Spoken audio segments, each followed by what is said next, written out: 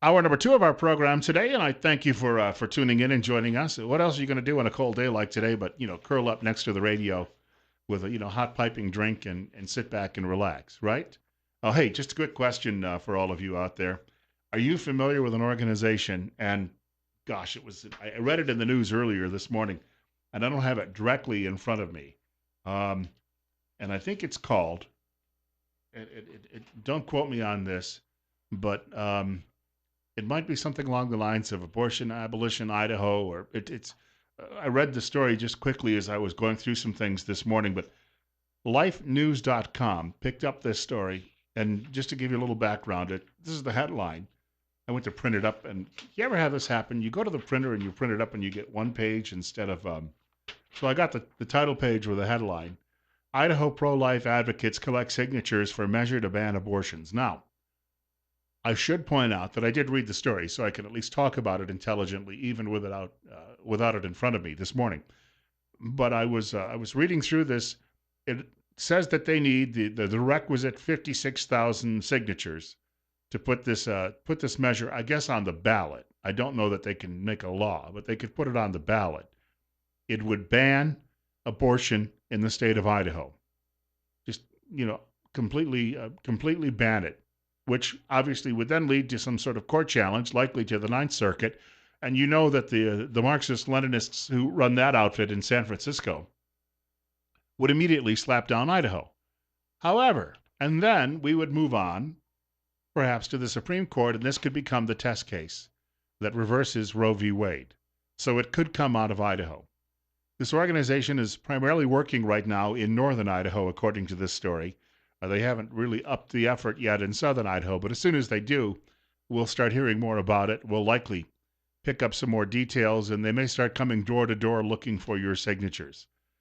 The basis, their argument for this goes back to a law that's already on the books. And you may remember the story of a fellow back in 2012. He's now serving 2 life sentences for murder. He killed his pregnant wife and killed the baby in the womb.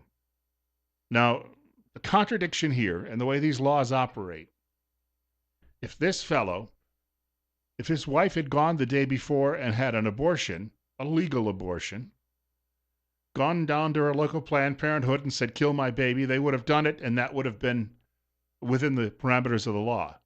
But the following day, because she's still carrying the baby, he kills the baby, then he's guilty of murder. Not only of killing his wife, but of killing the baby.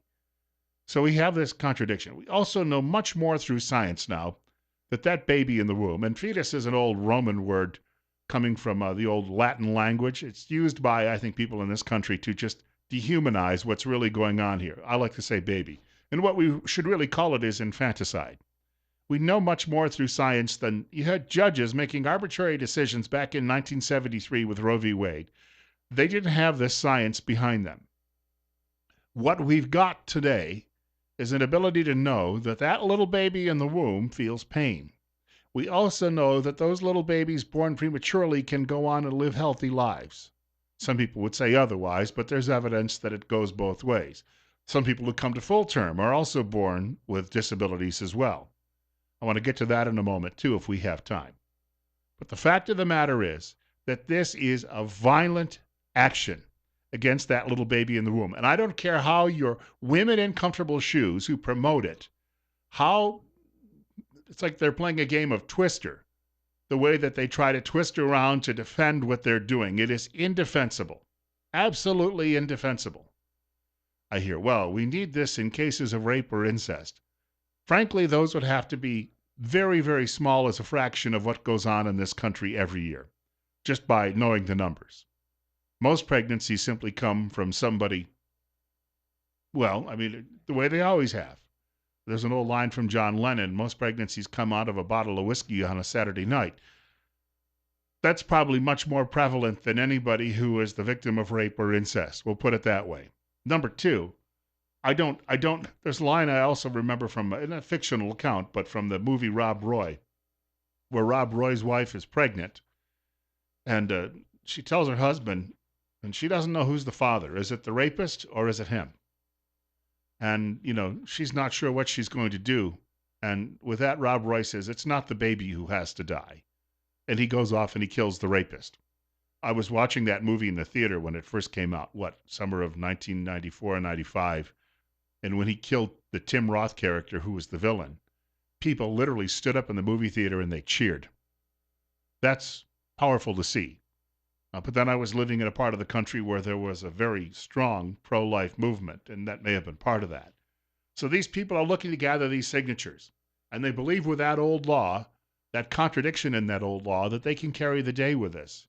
And then, indeed, we could ban abortion in Idaho. And with that, it could go nationwide. Now, you have to remember, if the Supreme Court strikes down Roe, some states will still allow abortion, some won't. I can tell you right now, I think that that is wrong. But on the other hand, it would be better if the states that would bar it and ban it, that is outlaw it, if we could be that shining light for the rest of the country. I had a pastor tell me many, many years ago, he was an evangelical, a pastor who used to come on my program on a frequent basis. And he told me on air, he said, we're not necessarily going to change the laws as much as we're going to change men's hearts. And he means men and women. I know that the women in comfortable shoes out there, they'd like to go with some pronoun or whatever that substitutes, and that they claim that everybody is all the same, which I guess if that's the case, how do they get pregnant in the first place? But he said, we're going to have to pray to change men's hearts. And we're seeing that movement. The majority of the American people, especially younger people today, don't approve of this abhorrent or aberrant practice. So I wanted to share some of the detail with you this morning, and we may be getting closer to that day because of the actions of this organization. And they're doing God's work. I don't think we can argue about that. Now, I also wanted to mention, in a related story, as they would say on television news, I came across this from Crisis Magazine, writer by the name of K.V. Turley, and he's reviewing a documentary that was released this past summer. I have not yet seen it. I've read a little bit about it. It's on my list to see as soon as I can, when I can track it down, but it's called The Euthanasia Deception. And it's about countries around the world, and we even have some states now in this country that are legalizing suicide. And we're telling people that's because it's merciful. You know, that was one of the arguments about abortion I heard over the years. I had a friend, she worked for a family planning outfit, and they promoted abortion. And she would tell me, well, what type of lives would those children have if they were born? Well, what type of life does any child have? Right up until, and it's only in the Western world, most of the world right now, when children are born, they have a very tough row to hoe. And it was really that way all over the world for most of humanity's history, wasn't it? It's only in the last 100 years or so that in places like the United States and Western and Northern Europe and Canada, that the lot of a child actually improved. But the fact of the matter is, nobody ever said it was going to be easy. But how can you sit there and say you don't know what type of life that child's going to have? Some people who are born in poverty and they're born with a disability go on and achieve great things in life. People see Stephen Hawking, he's in a wheelchair. He's been in that wheelchair for as long as I've been seeing him on television. And he's still one of the most productive human beings that history has ever known. And yet, these are the people who would have him offed because, well, you know, he shows we did a little medical test here, amniocentesis, and he's going to have a disability, so we may as well get rid of him.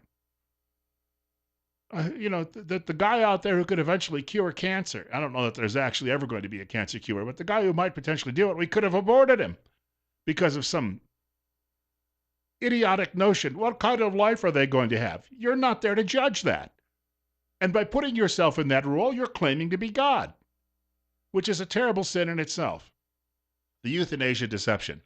This film was made, and they focus the story on what's going on in Belgium, since Belgium went ahead and approved killing little babies in the womb, as well as killing people who are depressed and killing people who are disabled.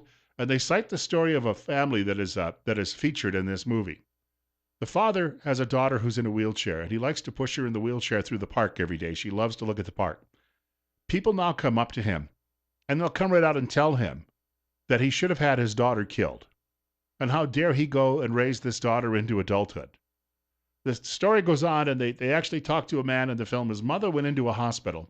He learned the next day that she had been killed by her own choice, but she had been depressed when she made that decision. The next day the sun came up, she may have changed her mind. And yet the hospital didn't even inform him. They waited till after they had killed the woman, then said, oh, by the way, your mom's dead.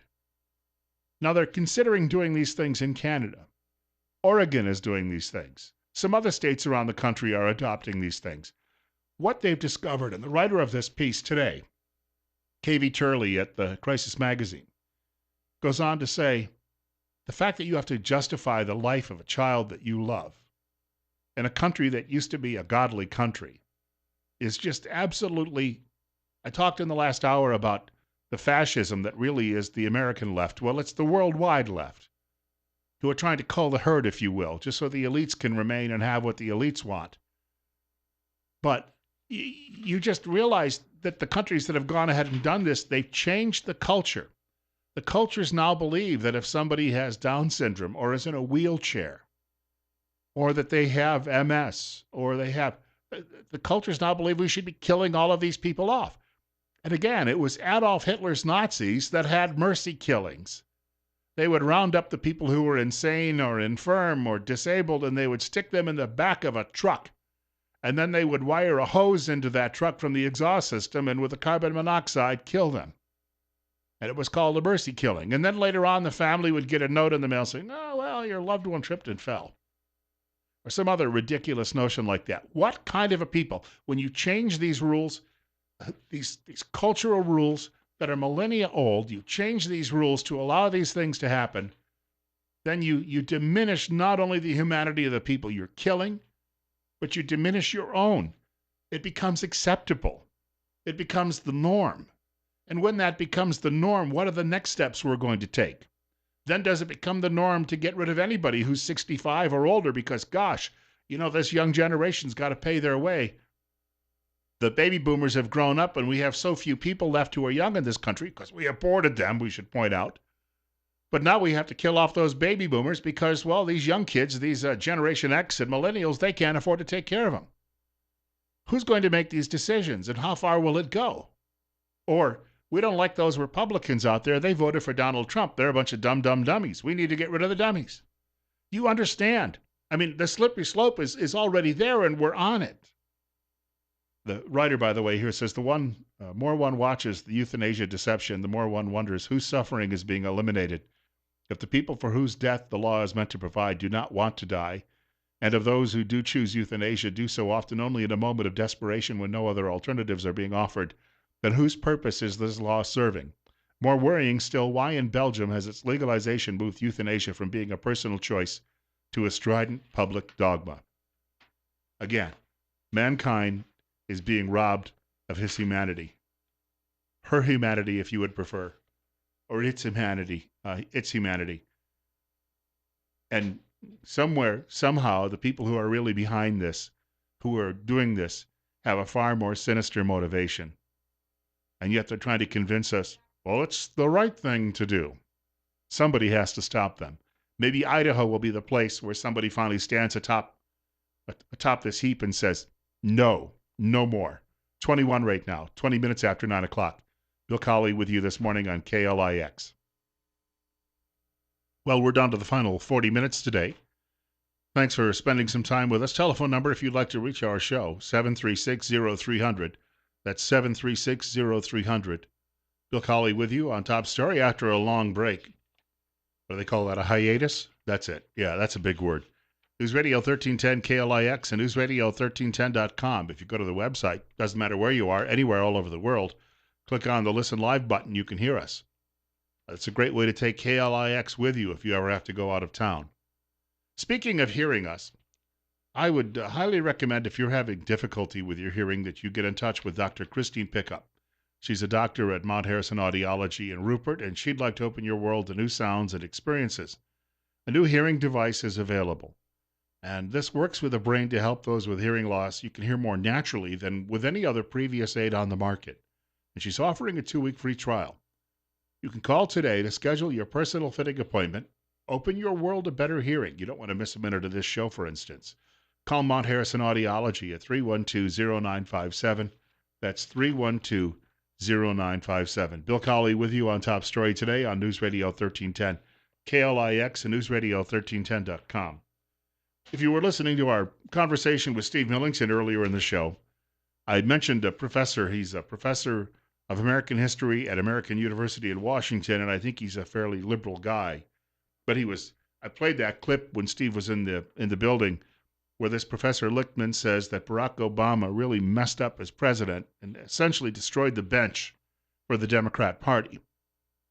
He didn't plan on building the party. It was all about Mr. Obama. Well, self-absorbed people are like that. And the long run is going to be disaster for the Democrats if they don't get their act together. Not that we're worried about that. Lichtman is because he's, I think, a fellow traveler deep down in.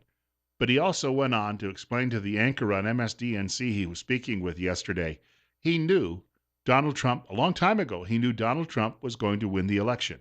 I predicted the win by ignoring the pundits and ignoring the pollsters and ignoring the day-to-day events of the campaign. Instead, I kept my eye on the big picture as gauged by the keys to the White House, my historically based prediction system that has been accurate since 1984 and is based on the proposition that elections are primarily referenda on the strength and performance of the party in power. And looking at that, I was able to see the many vulnerabilities of the Democrats, a pasting in the midterm elections, an open seat that's always tough, pesky third-party candidates, a contentious nomination struggle, the lack of a follow-up in the second term to anything like the Affordable Care Act or anything in foreign policy like the dispatch of Osama bin Laden in his term. Keep your eye on the big picture and look not at campaigning, but look at governance, and you'll be well guided in understanding American politics. I was reading a piece from Peggy Noonan in the Wall Street Journal, which was published last Friday, I guess, while I was still away. And Noonan was referencing a photographer. This was a guy who was a Wall Street tycoon. One day he decided he no longer wanted to work on Wall Street, so he bought himself a house in rural upstate New York and moved his family there. But he had a love for photography. He drove about 60,000 miles this past year, just driving around the country, taking photographs of regular Americans, working people. And while doing that, and he mentioned he was a liberal beforehand, but while doing it, he got a chance to actually talk with these people. And it opened his eyes. And he was writing throughout since last spring, that Donald Trump was going to be the next president of the United States. And his fellow liberals were making fun of him and saying he was an idiot. And they were saying, well, taking pictures doesn't make you a journalist. He wasn't trying to be a journalist. He was just explaining what he was finding in his travels. And he concluded that when you go around and you make fun of people because of their religious faith, they don't like it. He also concluded when you go around telling people that they should go into the bathroom, send their little girls into the bathroom with grown men who think they're women, people don't like it. He concluded that coastal elites who kept telling people you have to do this and you have to participate in this and you can't say that annoy people in no end. And the fact that the coastal elites think that somehow the people who are struggling in the middle of this country did it to themselves annoyed all of those people as well. They showed up on Election Day, many of them, as we were talking about in the last hour, for the very first time. Many of them for the very first time, and they changed the history of this country. And that notion that they're a powerful force was overlooked by those elites, and those elites are still overlooking it as they try to blame the election on everything other than their own arrogance. It's a good way to put that. Meanwhile, I saw this today, speaking of Wall Street Journal. A writer by the name of Todd Gaziano and another writer by the name of John Yoo, the two of them joined together, and they say that all of these land grabs that are going on in Nevada and Utah by the federal government right now, that Trump can quickly reverse those. We have a caller with us. You're up next. We got about a minute and a half before the break. Go ahead. Yeah, good morning, Bill, and Happy New Year to everybody. You know, what you just said, talking about that guy that traveled around the country, is right. There are so many people, and I know a lot of them, never voted for. They voted for the first time this year, past election, and they voted for Trump. Why did they do that? It's not because they're stupid. It's not because they're ignorant. It's that they're tired of being told what they should think, how they should think, what they should do, what they should buy, what they should eat. We're tired of that crap. I'm a grown man. And by the way, I came from an unwed mother who took care of me herself when she was 18 years old. She didn't use government food because they didn't have it back then. So it can be done, like I talked about earlier. But that's the way the America is. We're in America. We take care of ourselves. We take care of our families. We take care of our friends. And we take care of people we don't know if we choose to. But to have some son of a bitch sit there and tell me that I am not an American because I choose not to support gay marriage, and I choose not to support some man going into the girls' bathroom, and I didn't vote for Hillary, so that makes me a woman hater. I mean, see, that's where we're going. That's what's happening in this country. We have absolutely lost it from the Democratic side. We didn't turn on the Democrats. The Democrats turned on us, and all we're doing is protecting ourselves. Well said. I got to let you run, but I think that in that minute and a half to 2 minutes, he summed up the feelings of every American voter who turned that election around this year and this last year, we should say. I'm sorry, it's 2017, isn't it? It'll be July before I start writing that on checks. We've got more on this subject on the way in just a few minutes on KLIX. It's 20.